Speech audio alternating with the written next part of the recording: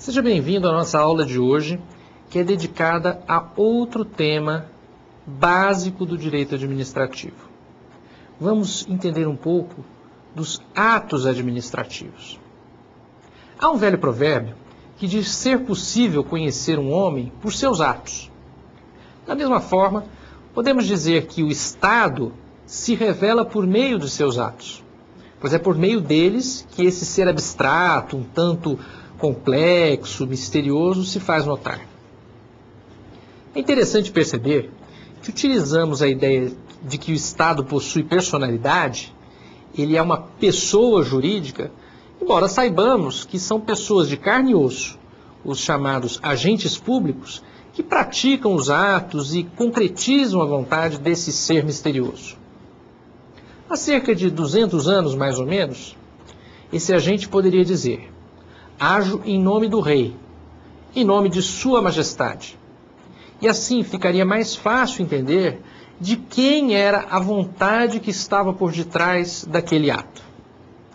Hoje, sabemos que o agente age em nome do Estado, isto é, em nome da própria coletividade organizada. Lembram-se do artigo 1º, parágrafo único da Constituição Federal de 88? Artigo 1º, parágrafo único. Todo poder emana do povo, que o exerce por meio de representantes eleitos ou diretamente nos termos desta Constituição. Essa nova concepção dos atos estatais, como atos que decorrem da própria soberania popular, organizada em um Estado de direito, obriga que o próprio direito passe a regular a produção desses atos, estabelecendo regras que, de um lado, fornecem ao Estado os meios de atingir os seus objetivos, e, de outro, garantem os direitos dos cidadãos. Cabe ao direito público, em seus diversos ramos, estudar os atos praticados pelo Estado de maneira a compreendê-los. E o direito administrativo? Ao direito administrativo, cabe estudar os atos praticados no desempenho da chamada função administrativa. Função essa que envolve todas as atividades estatais, ainda que muitas vezes de forma auxiliar. Vamos lembrar o conceito que demos sobre função administrativa? A função administrativa consiste no exercício de poderes pelo Estado e seus agentes com a finalidade de: a. Satisfazer concretamente os interesses essenciais da coletividade. E b. Promover a organização e o funcionamento dos órgãos estatais, de modo a possibilitar o exercício de suas atividades.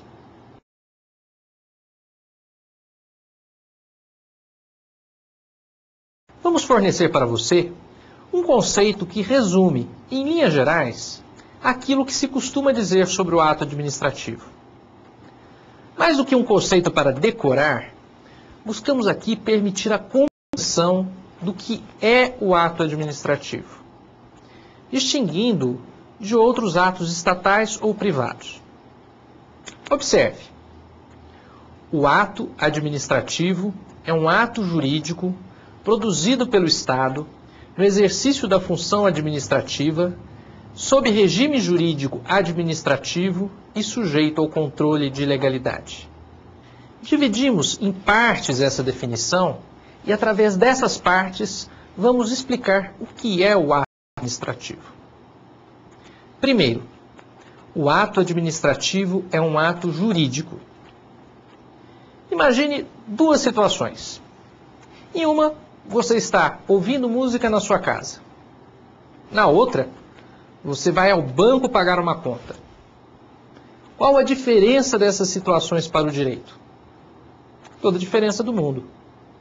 Ouvir música, varrer a casa, tomar um banho, estudar, são simples atividades que realizamos no nosso cotidiano, que raramente têm relevância para o direito.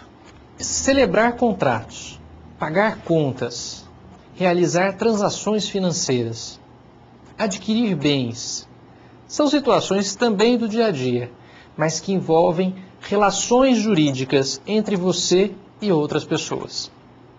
Quando eu falo das relações jurídicas, Eu gosto muito de imaginar uma teia de aranha. Imaginem, façam essa imagem de uma teia de aranha. Há uma teia invisível de relações que nos envolvem na sociedade. Relações essas que implicam em direitos e deveres. Mesmo na vida familiar, essas relações existem e são tratadas pelo direito de família, por exemplo. Os exemplos que já mencionamos, celebrar um contrato, fazer um pagamento, etc., são denominados atos jurídicos, justamente porque se destinam a afetar essas relações jurídicas. Esses atos servem para criar, modificar, transferir, esclarecer e extinguir essas relações jurídicas. Não vamos aqui aprofundar a teoria dos atos jurídicos, que certamente será melhor explorada nas aulas de direito civil.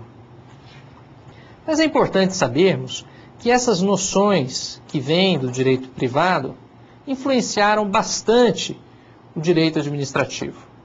Sim, pois o que chamamos de ato administrativo nada mais é do que um ato jurídico que pertence a esse gênero que também é estudado no direito civil. Porém, com algumas diferenças que logo vamos perceber, pois na administração, ao contrário do que ocorre na esfera privada, não há autonomia da vontade, mas sim dever de cumprimento das finalidades postas pela lei. Assim, tal e qual na atividade dos particulares, a atividade da administração compreende atos que não se destinam à produção de efeitos jurídicos e que, por tal razão, não pertencem a essa categoria dos atos jurídicos. Resumindo, o ato administrativo também é aquele destinado à produção de efeitos jurídicos, isto é, a criação, esclarecimento, alteração, transferência e extinção de direitos e obrigações.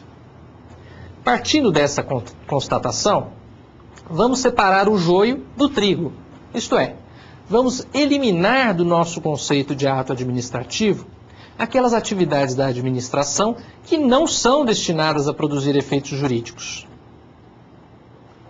Os atos materiais ou de mera execução, nos quais apenas se satisfaz uma necessidade da administração ou da coletividade sem que haja interferência nas relações jurídicas.